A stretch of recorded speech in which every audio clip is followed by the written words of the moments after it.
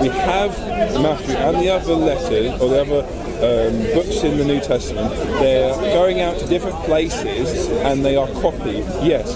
But the fact that they are copied in different places, go to different places, we also have early translations into stuff like Syriac and Aramaic. We can then take all this information and we can construct the original because they all have the same ancestor. They come from the same original source. Okay. So because of that, we can construct what the original says. The books of the New Testament were all written in Greek. They were all written in the first century of the Common Era. And at last count, we had over 5,700 copies of the New Testament in the Greek language in which it was originally written.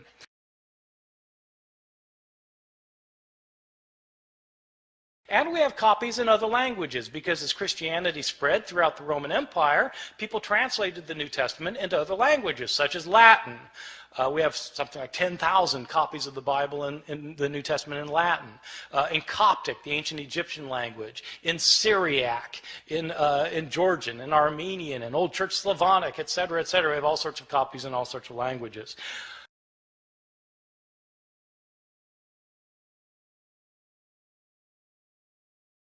Have you actually looked at any of this, several manuscripts of Matthew? Have you actually looked at any of them? The manuscripts, no. Do you find any discrepancies between them? Between them, yes. I'm going to. So if you have discrepancies between them, then that shows you that they are not consistent.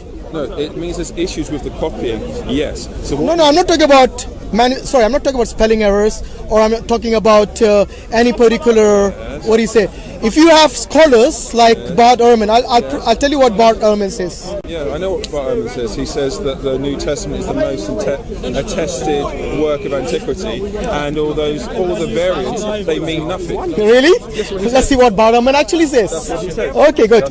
Maybe that's the only point you looked at, and you didn't look at the entire script of what Bart Ehrman says. Okay, here is what Bart Ehrman says. Okay, listen to what Bart Ehrman says, and it's quite important.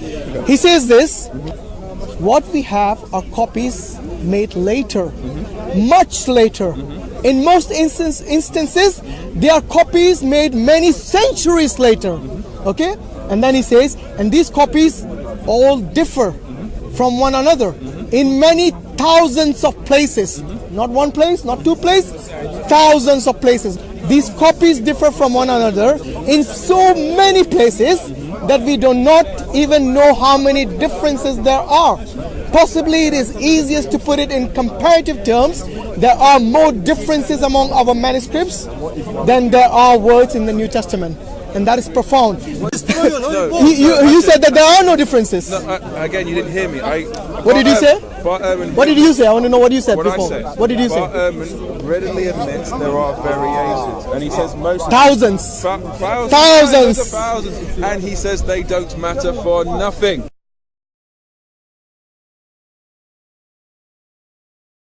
Having said that we have these hundreds of thousands of differences, I wanted to emphasize a particular point.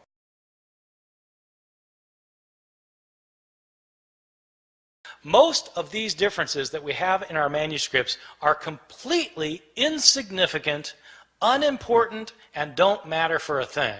Uh-oh, we're in trouble. Something's come along and it's burst our bubble.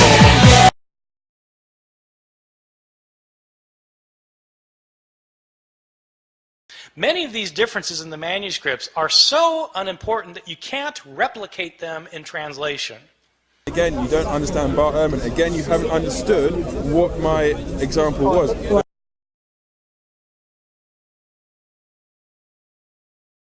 So yes, they have variations in them. Most of them are word order. Most of them are spelling.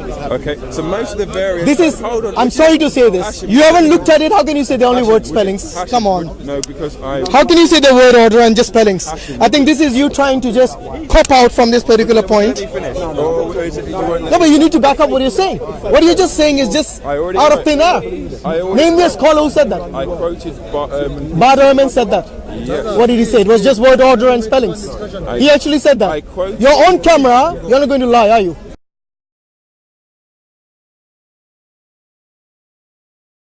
like they changed the word order in Greek, where you would have to translate it the same way no matter what the Greek word order is. So, I mean, it doesn't really matter very much. Okay. Are you going to tell me that Bart Ehrman only said word order and spelling? Seriously, is that what you're telling me?